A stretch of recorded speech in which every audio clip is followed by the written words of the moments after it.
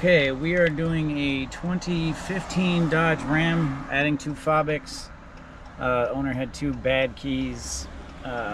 One of them, the pad was gone, buttons don't work. The other one constantly sets off the panic. Nobody wants to play with that. So I just need lock-on-lock panic on this. I have 2 mismatched keys here, but all FOBIKs have all the buttons in them. They all have all the way down to doors, hatch, everything like that. So all I need to do, I just need to get these in. I didn't have 2 with just lock-on-lock panic, but I do have a bin full of pads. So all I need to do is change the pads out and he'll have the right looking key. So I've auto detected, read the pin. We'll do that again, I'm sorry. So I did auto identify. You just got to read the pin code. It's like any other Chrysler, 0840. We're going to do add key, FOBIK, and you got to pay attention to these because some of these you turn the ignition on, some of them you leave it off. So don't turn it on until it tells you to. Hazards on, ignition off, yes.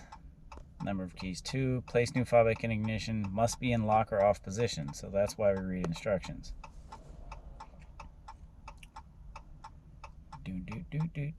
Programming the key. Programming success, there's 1 key. So we obviously need to add 1 more because we're doing 2.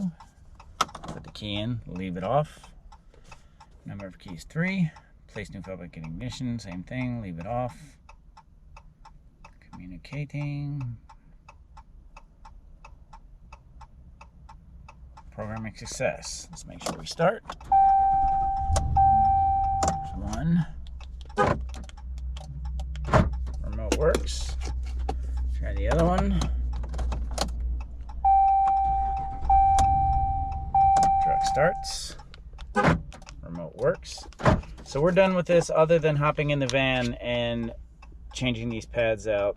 I've built up a pretty good amount. I got a little bin full of just these pads with different button configurations for exactly this reason.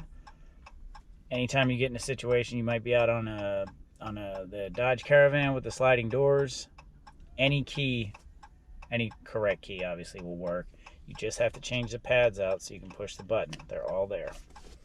And just do that, rip off these emergency keys, and we're good to go.